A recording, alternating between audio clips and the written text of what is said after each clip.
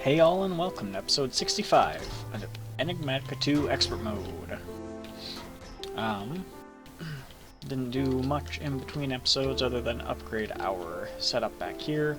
So we're using two enriching factories, connect to two advanced smelting factories, because we weren't keeping up with our ore production. And now we very much are.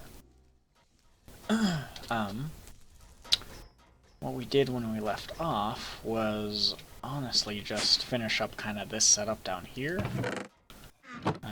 So we can just kind of feed these infusers,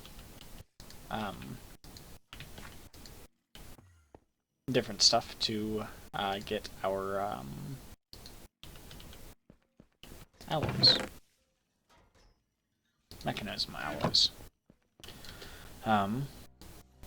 What that left us wanting, though, was autocrafting with our applied energistics. And I haven't done applied energistics autocrafting in a long time. Maybe never. The only auto-crafting I've done has actually been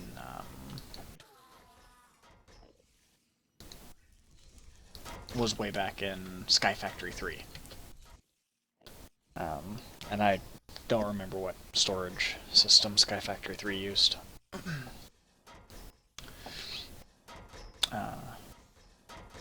But yeah, so I did some research looking into how to do the thing, and I think I made a new bag called Works in Progress. I think I have everything we would need for the thing here.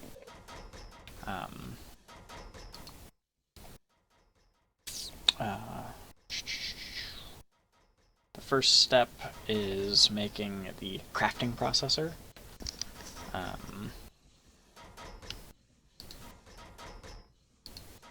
It's basically what lets you manage the auto-crafting. So we have the crafting storage, the crafting co-processing units, and the crafting monitor.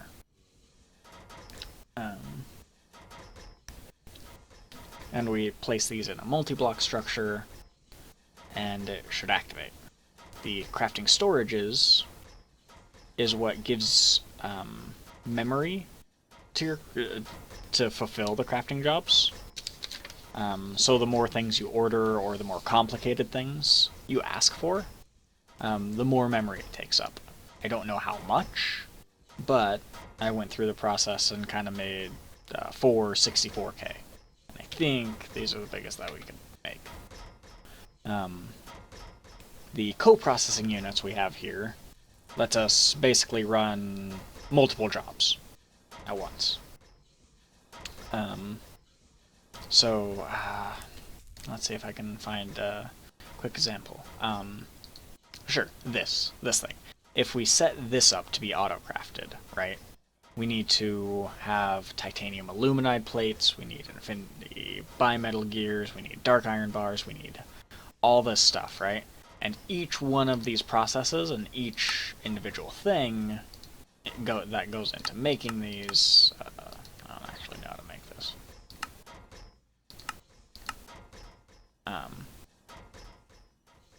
Is a separate thing, and that would take up more energy, right? Go back. That seems like it'd be simple, yeah. So each one of these things need to make pulverized obsidian, need to make steel, blah blah blah. All that would need to be set up to be automatically crafted. So when we say, yeah, I want to make this thing, it needs a bunch of memory, basically, so it can remember how to do all the things, I think. And then several parts of this would be being worked on at once. In theory,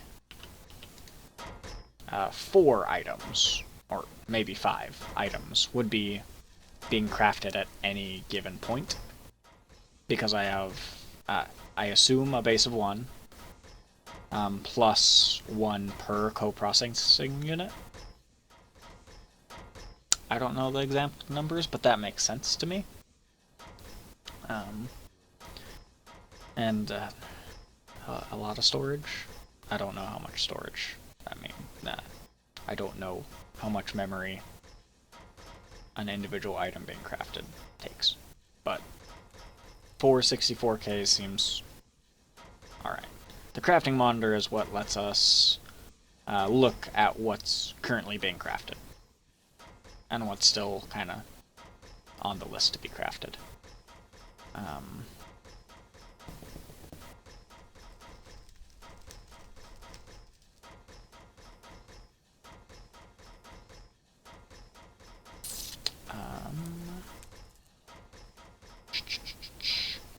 In the step-by-step guide I was looking at, it says as a general rule the crafting processor should have 2 to 3 co-processing units. I have 4. 1 crafting monitor and at least 4K crafting storage capacity. We have a lot more crafting storage capacity than that, so cool.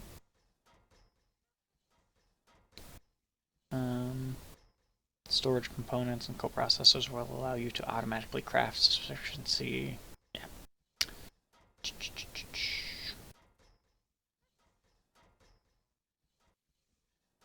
And we can make more of these multi-block structures as we go. But it says that 1 should support us well into mid-game. I don't know what they mean by mid-game, but yeah. The next part would be the interface.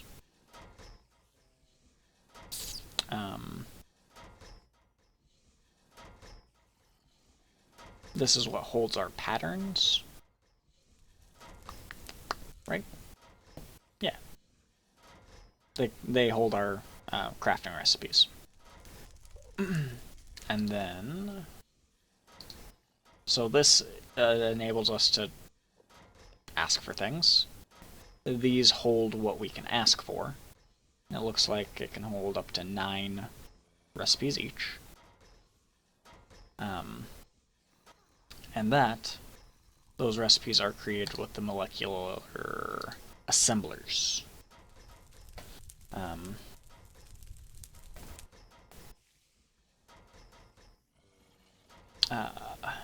The molecular assembler provides the crafting recipe and the ingredients. So it basically serves as the crafting grid, I guess.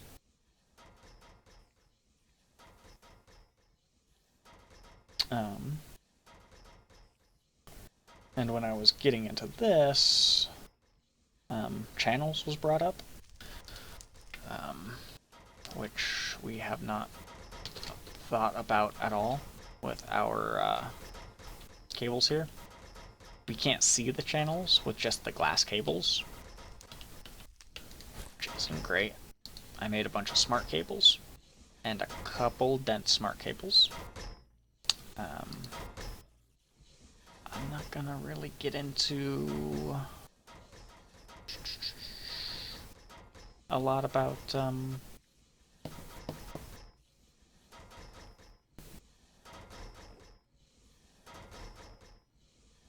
was just talking about. I'm not gonna get a lot or go into the cabling very much.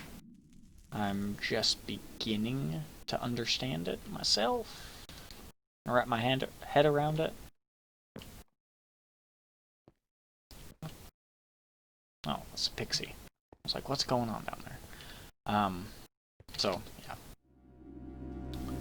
I'm not gonna go too far into explaining about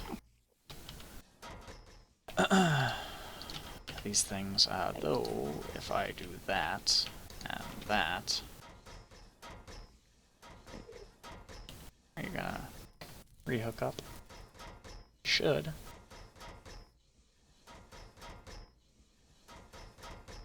They're not gonna give me any information though. Oh, 2 of 8 channels being used. It's not showing visually though. The smart cables are supposed to show visually with like 2 little lines. The 2 channels being used, I think, would be the storage bus and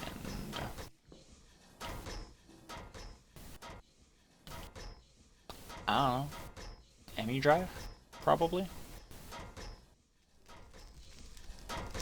because that's using 6 of 8.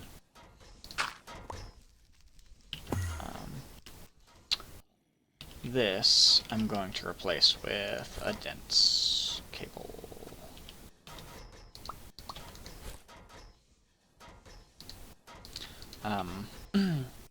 The normal cables, which include glass cables and colored cables, smart cables and otherwise covered cables, can have 8 channels. As you can see, 2 of 8.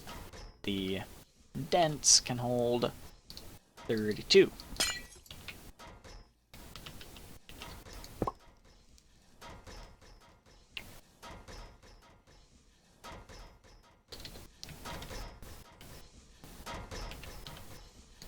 So that should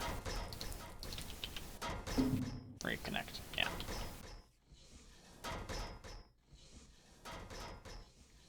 That was using 6. Ah! Now the 2's showing up here. See those 2 lines there? That's what's supposed to happen. And the dense shows 1 line per 4 channels. Why is that only using 3 now? It was using 6. Did I just break something? Oh boy, I hope not.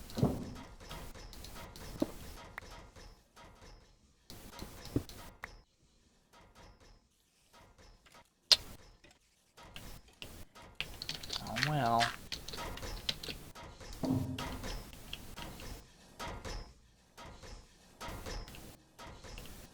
Because it was certainly using 6 before. That's using 4.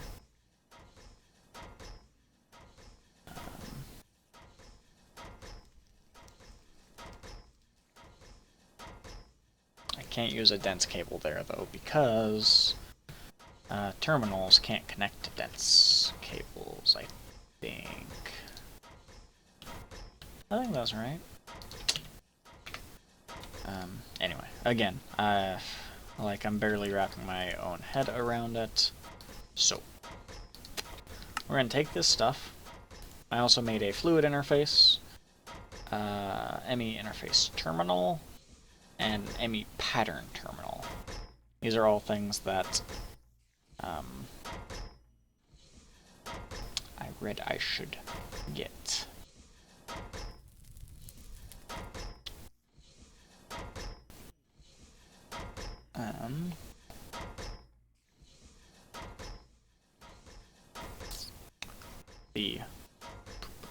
The pattern terminal.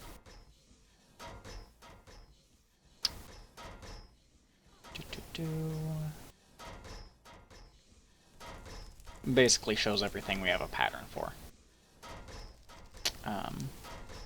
And is what allows us to set patterns.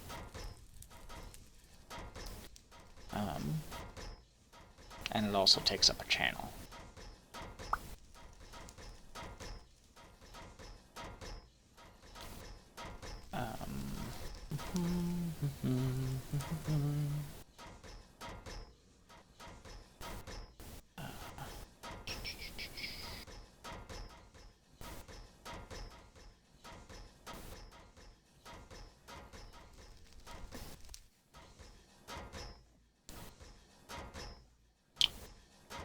The ME terminal interface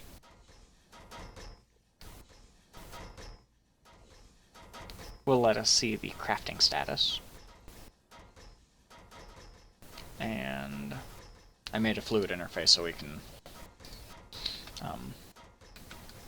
work with fluids later, not right now.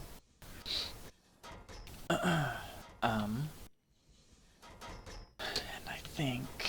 I'm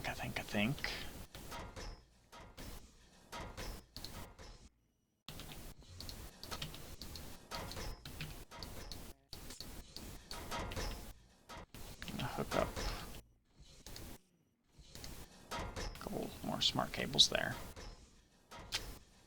And I'm gonna move these drawers. Oh, look at that. I didn't know you could do that. Move this drawer.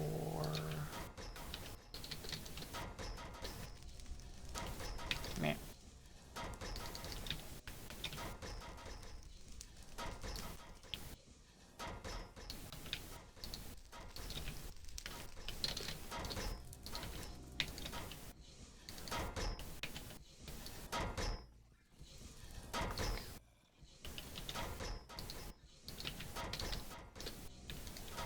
Nope, that's not where it goes.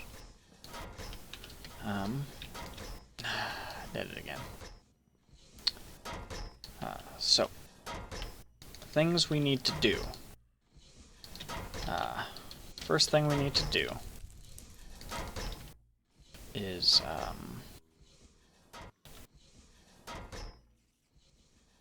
connect these terminals. Is that going to use another... I think that's going to use another channel. It's connected there.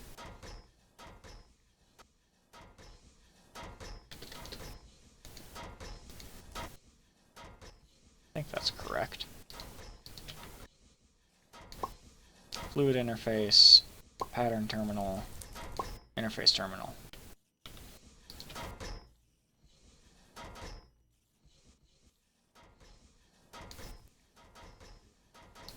Cool.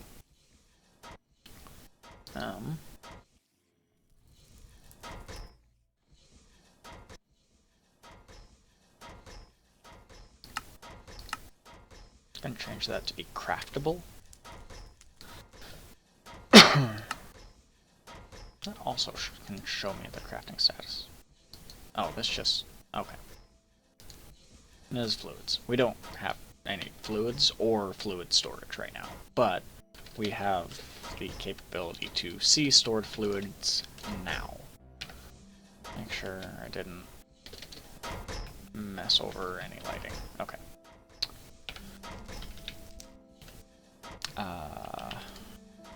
I didn't make any link patterns.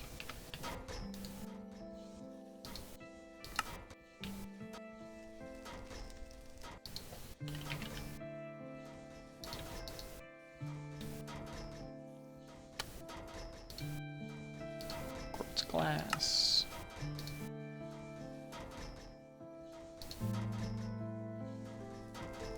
Blank patterns. We're low on glowstone. I knew that. That's okay.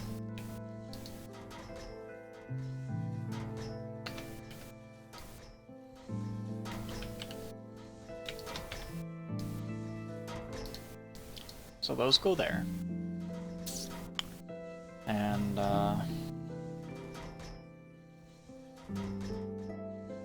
gosh, what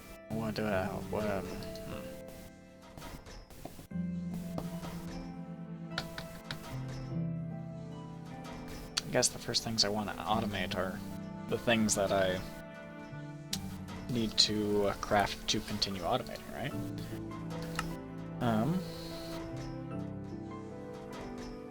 We don't have any mystical agriculture up and going yet. Probably should have done that a long time ago. Could grow stuff.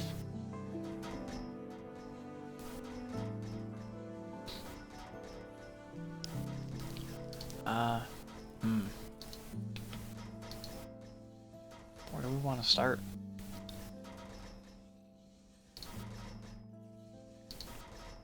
How do we do that? Ah, cool. So we can set this to processing, set this to crafting. Okay.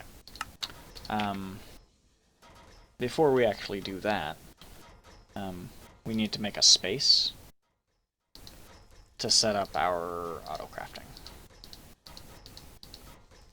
So it needs to be at least 3 by 3. And we're going to want a lot of room for molecular assemblers and ME interfaces, and for future, I think,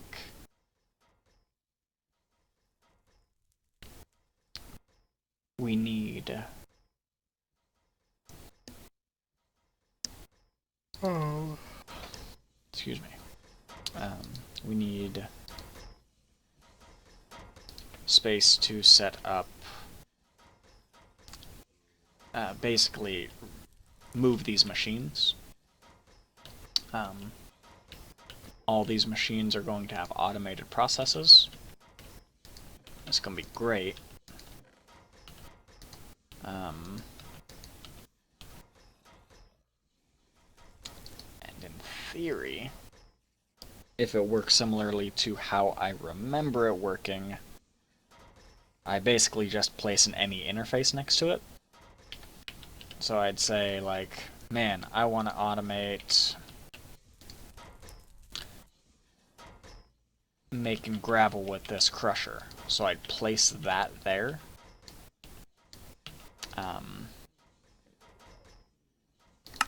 Probably have this be like input. Put the pattern in here, and then Enderman listen. And then I could go over here and say, hey, I want the thing, right?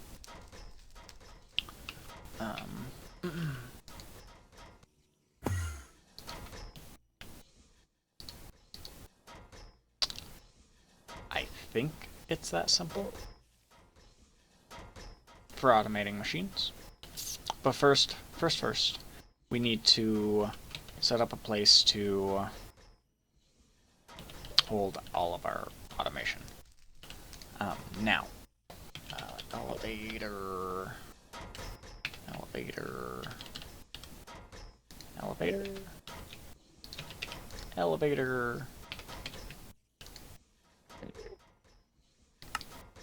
I know I have more elevators somewhere. Do I not? I do.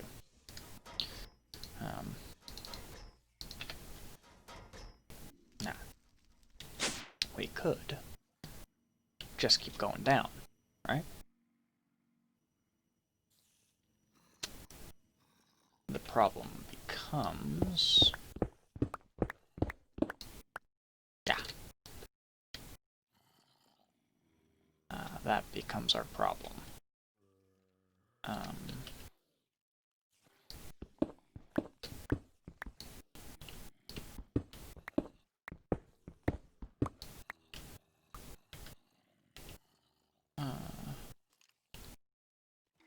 Where'd I fall out of? Here. So how much room would we have here? We'd have 1, 2, 3. That's technically enough.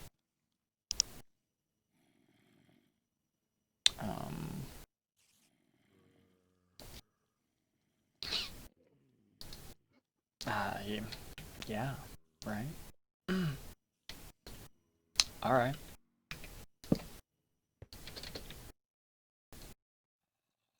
So it's just gonna be, this area here. Construction gadget.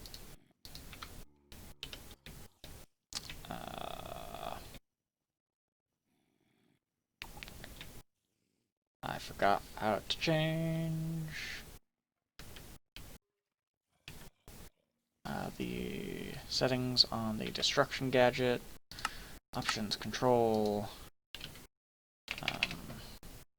category, gadget.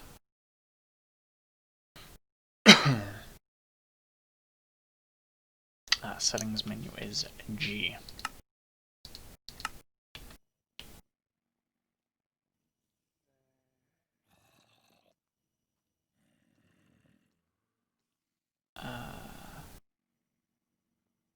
I guess that's not what I'm looking for.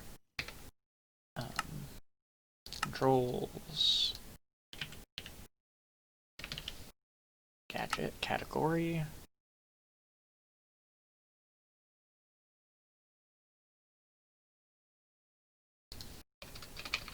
Listen.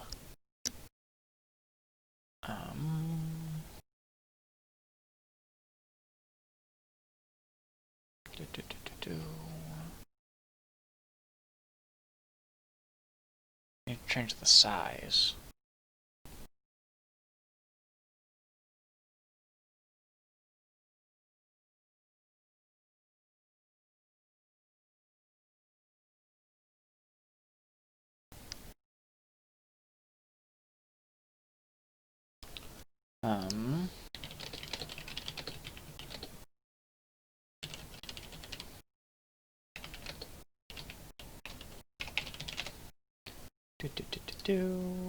How do I use the destruction gadget?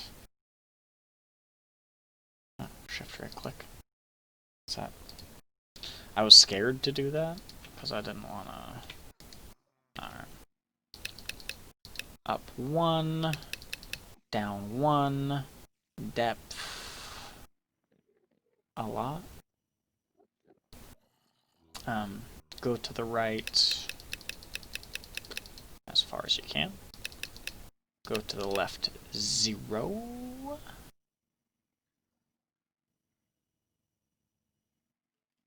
Depth as far as you can. Cool. This gets to be an elevator. Cool. And then I go meh.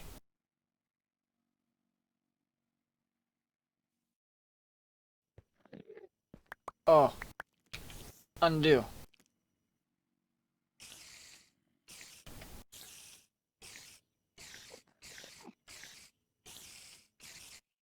Oh.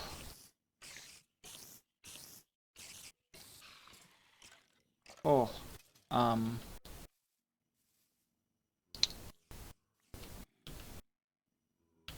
Right. That's not good.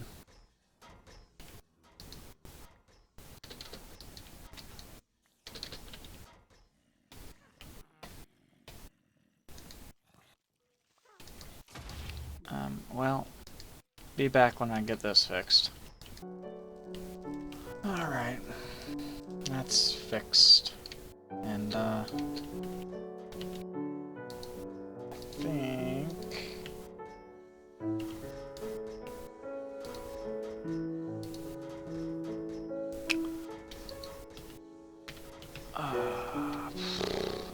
well...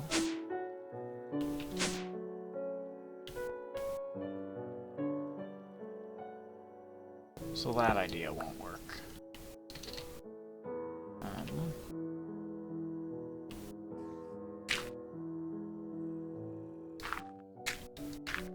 We could do it under.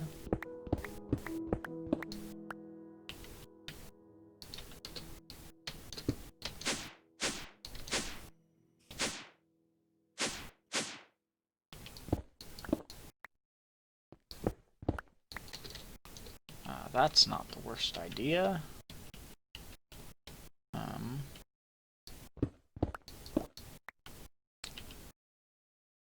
So delete something like that. Meh.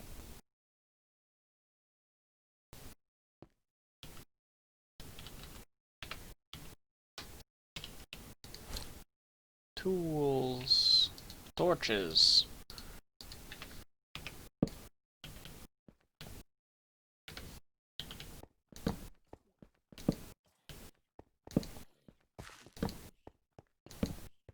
And this should be a pretty decent space for now.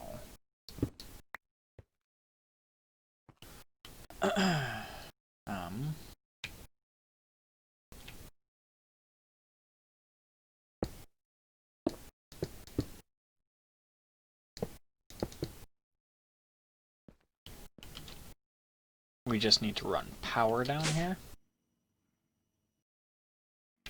which shouldn't be that bad.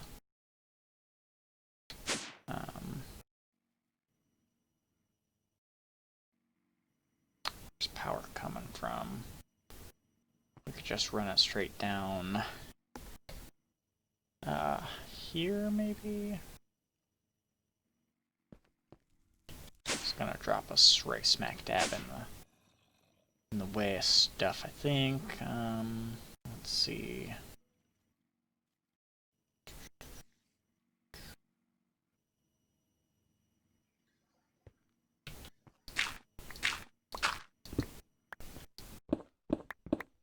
What's this look like? Didn't want to break that.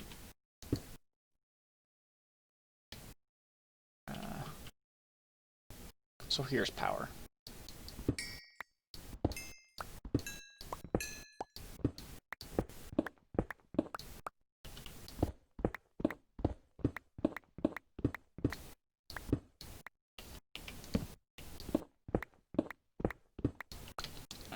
Here-ish.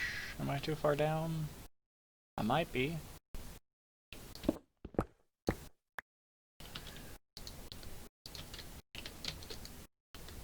No! Undo!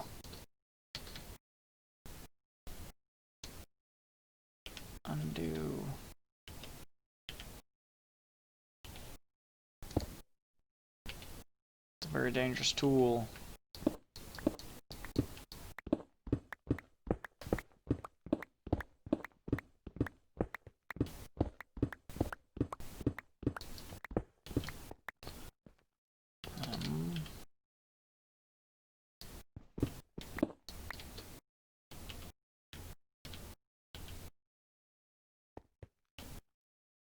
So this is what, forward 3?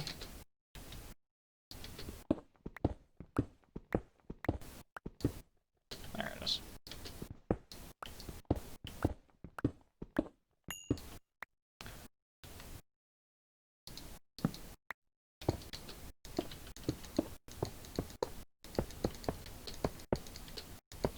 Okie dokie. Why am I filling that in? Who knows? Yeah, we can just run power right down there. And use facades to cover up. Cool. So power gets run down there, into here. And good. This is 4 tall. Cool. So that's the plan. We're going to wrap up here, though. And next time we will keep trying to set this up. And see what we can work out. Alright, that's it for me. Thanks for watching, and I'll catch you next time. Thanks for staring at the sun.